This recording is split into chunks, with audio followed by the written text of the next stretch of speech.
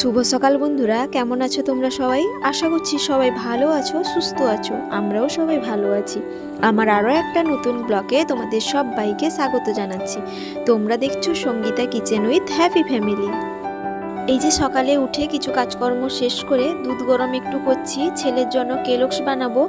আর আজকে আমার সকালে ডিউটি আছে, আর তোমাদের দাদা ভাইও আজকে অফিস তাড়াতাড়ি যাবে বললো, তো তার জন্য আগে থেকে ছেলের জন্য কেলক্স একটু বানিয়ে রেখে দিচ্ছি, কারণ এরপরে তো আর সময় পাবো না।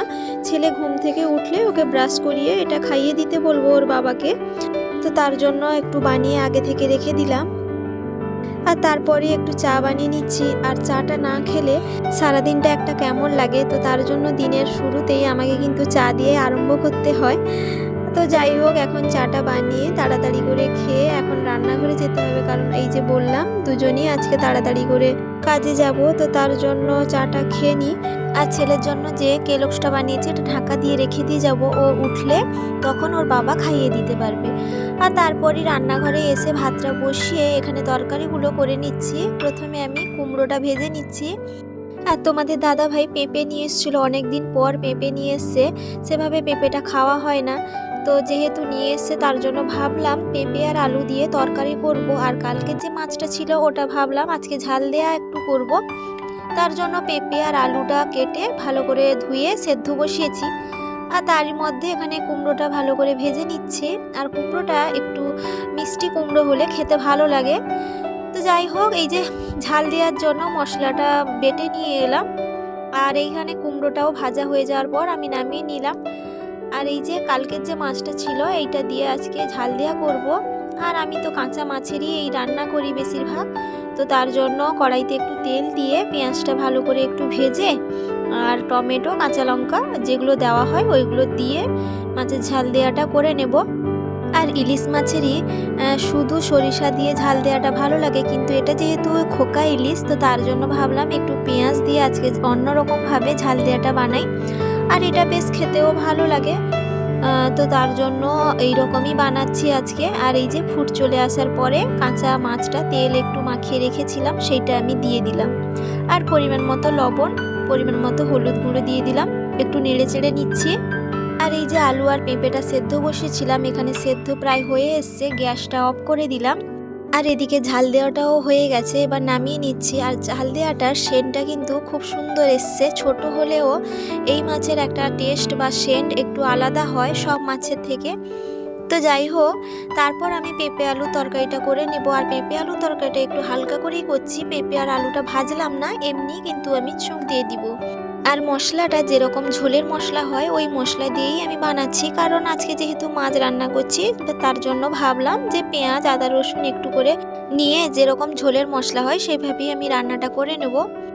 প্রতিদিনের মতো আবারও বলছি বন্ধুরা, আমার এই ব্লগটা কেমন লাগছে অবশ্যই কমেন্ট করে জানাবে। যদি একটুকুও ভালো লেগে থাকে একটা লাইক দিতে ভুলো না, আর সাবস্ক্রাইব যদি না করে থাকো প্লিজ একটা সাবস্ক্রাইব করার অনুরোধ রইল।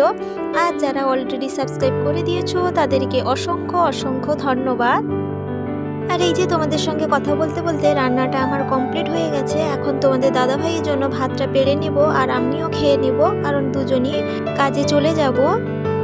আর এই যে তোমাদের দাদা ভাইয়ের জন্য একটু অন্যরকমভাবে ভাতটা বেড়ে নিচ্ছি, তো সব দিন যে সমানভাবে দেব সেরকমও ভালো লাগে না। আর তারপরে এই যে কিছু কাপড় ছিল সেগুলো রোদে দিয়ে দিচ্ছি, কারণ এগুলো তো প্রতিদিনের একটা কাজ করতেই হয়। প্রতিটা বাড়িতে কিছু কাজ থাকুক আর না থাকুক, এই কাপড় কাচার কাজটা কিন্তু অবশ্যই করতে হয়। আর যাদের বাড়িতে বাচ্চা থাকে তাদের তো প্রতিদিনই এইগুলো করতে হয়। তো যাই হোক, এখন এগুলো রোদে দিয়ে তারপর আমি ডিউটিতে চলে যাব। আর এই যে ডিউটি থেকে চলে এসেছি অনেকক্ষণ আগে, এখন ছেলেকে একটু পেয়ারা কেটে দিলাম। আর ও পেয়ারাটা খেতে ভীষণই পছন্দ করে অন্যান্য ফলের থেকে, তো তার জন্য আমি বা ওর বাবা বেশিরভাগই পেয়ারা আনার চেষ্টা করি।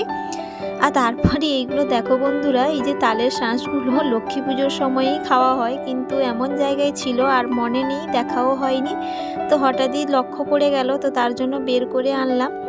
আর কেটে যখন দেখি দুটো ভালো আছে আর দুটো খারাপ হয়ে গেছে, তো যাই হোক ছেলেকে দেওয়ার পরই না ভীষণই আনন্দ পাচ্ছিল। আর এগুলো কিন্তু একটু জল শুকিয়ে গেছে, কিন্তু দুটো যে বেরালো বেশ মিষ্টি, কিন্তু এতটা মিষ্টি বলে বোঝানো যাবে না। সত্যি আমি বিশ্বাস করতে পারিনি যে এতটা পরিমাণ মিষ্টি হবে। তো যাই হোক, এই যে সকালে কাপড়গুলো রোদে দিয়েছিলাম, এখন গুছিয়ে ভালো করে রেখে দিব। আর আমার হাজবেন্ডও অফিস থেকে চলে এসছে, আর আমরা ভাবলাম একটু নতুন ঘরে যাব। আর যখনই আমি বিকেলে যাই, ও থাকে না বেশিরভাগ সময়, তো আজকে ভাবলাম যে দুজনই যখন আছি ওইখানেই যাই একটু। আর ওই যে মন্দিরটা হয়েছিল ওখানে তো জলও দিতে হবে, তো তার জন্য তোমাদের দাদাভাই এক্ষুনি যাবে বলছে। আর এই যে এসেও একটু জল দিয়েছিল, আমি একটু দেরি করে এলাম ঘরটর ঝাড় দিয়ে। আর এই যে কালকে যে ঢালাইটা হয়েছে বেশ ভালো লাগছে। আর কি বলতো, আমাদের মধ্যবিত্ত পরিবারের স্বপ্ন পূরণ করা সব কিছুই সম্ভব হয় না। আমাদের কিছু স্বপ্ন পূরণ করতে হলে অনেকটা সময়ও লেগে যায়, কারণ আমাদের এই বাড়িটা 2021 সালের প্রথমের দিকেই আরম্ভ হয়েছিল, কিন্তু আমাদের একটু টাকা পয়সার শর্টেজের জন্য অনেকটা সময়ও লেগে যাচ্ছে। তো ওই পুরনো বাড়িতে এখন আর থাকা যাচ্ছে না, তো তার জন্য তোমাদের দাদাভাই বলছে যে লোন করে হলেও আমরা এই বাড়ি থেকে চলে যাব নতুন বাড়িতে, কারণ পুরনো বাড়িতে প্রচুরই সমস্যা হচ্ছে। আর আমাদের স্বপ্ন পূরণ করতে হলে একটু সময় এবং ধৈর্য ধরতে হয়। তো যাই হোক, আর এই যে তোমাদের দাদা ভাই একটা কলাখাদি বস্তা বেঁধে রেখেছে, কারণ বানরের এতটাই উপদ্রব, তো খাওয়া যায় না, তো তার জন্যই বেঁধে রেখেছে। আর দেখলো হাত দিয়ে যে পেকেছে কিনা, দেখলো যে না এখনো পাকেনি। আর সবসময় কিন্তু হাত দিয়ে দেখতে হয়, কেন বলো তো, বস্তা বাঁধা আছে তো তাড়াতাড়ি পেকে যায়, ভালোভাবে পুরষ্টিও হয় পেপার বাঁধলে। আর এই যে কিছুটা ছোলা ছিল, তো ভাবলাম সন্ধ্যার সময় আমার হাজব্যান্ড মুড়ি খাবে আর ছেলেও একটু খাবে, তো তার জন্য ছোট ছোট করে আলু কেটে ছোলা আর আলুটা সেদ্ধ করে নিচ্ছি। আর জানো তো, এই ছোলা আলুটা একটুখানি লঙ্কা জিরে দিয়ে ভাজা খেতে কিন্তু বেশ ভালো লাগে, আর এটা তো গরম গরম খেতে বেশ দারুণই লাগে। আমি ছোলা আলুটা সেদ্ধ হলে বেশিরভাগ সময় ছোলার থেকে আলুটাই বেশি খেয়ে থাকি। তো যাই হোক, আমার ছেলে আর আমার হাজব্যান্ড মুড়ি খাচ্ছে, আর এই যে একটু চা বানিয়ে নিচ্ছি। আর চা খাওয়ার অভ্যেসটা এতটা পরিমাণ বেড়ে গেছে, সেটা আর বলে বোঝানো যাবে না, আর ছাড়তেও পারছি না। তো যাই হোক, শীত যেহেতু পড়েছেও, তো তার জন্য আমার হাজব্যান্ডের জন্য একটু লিকার চা করলাম, আর আমার জন্য একটু দুধ চা বানালাম, তো আমরা একটু খেয়ে নেব। ও কোচিনের বাচ্চাদের পড়ানোর নিয়ে কিছু একটা কাজ করছে, তো তার জন্য ওকে বাইরে দিয়ে এলাম, আর আমি ঘরের মধ্যে খেয়ে নেব।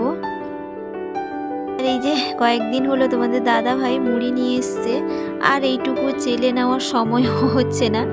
আর কি বলতো, ছেলের সামনে এইসব কাজ একেবারেই করা যায় না।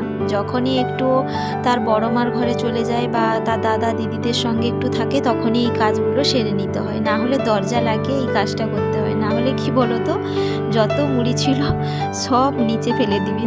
তো যাই হোক, মুড়িটা আমি চেলে নিয়েছি, এখন কৌটোর মধ্যেও ভালো করে ভরে দিয়েছি। আর এতটা পরিমাণ নোংরা, সেটা আর বলে বোঝানো যাবে না। আর এই যে রাত্রিবেলায় না ভাত করছি, অনেক দিন থেকে ভাত খাওয়া হয়নি, শুকনো খাবার বা রুটি বা বাইরের থেকে চাউমিন এটা সেটা এনে খেয়ে নেওয়া হচ্ছে। তো আজকে যেহেতু বাড়িতে আছি, ভাবলাম যে একটু ভাত করি। তোমাদের দাদাভাইকেও জিজ্ঞেস করলাম, ও বলছে কি হোক ভাত করবে তো ভাতই করো, কোনো সমস্যা নেই। আর ও তো বেশি তরকারি খেতে পছন্দ করে না রাত্রিবেলায়, ও আলু মাখাটা দিয়ে ভীষণই খেতে পছন্দ করে। আর রাত্রিবেলায় কোনো দিনই ও মাছের তরকারি পছন্দ করে না, কোনো দিনই খেতে চায় না। আর বাবার বাড়িতে গেলেও না প্রচুর পরিমাণে সমস্যা হয়, কারণ ওকে মুড়ি দিলেও খেয়ে নেবে, কিন্তু মাছের তরকারিও খেতে পছন্দ করে না। আর এই যে একটা ঝিঙে হাফ করে একটুখানি ছাড়িয়ে ওটাকে মাখা করেছি, তোমাদের দাদাভাইকে খেতে দিয়ে দিয়েছি, আর এখানে আমার জন্য তরকারিটা রেখেছি, এখন আমি আর ছেলে খেয়ে নেব। তো বন্ধুরা, ব্লগটা এখানেই শেষ করছি। কেমন লাগলো অবশ্যই কমেন্ট করে জানাবে। সবাই ভালো থাকবে, সুস্থ থাকবে, আবারও দেখা হবে।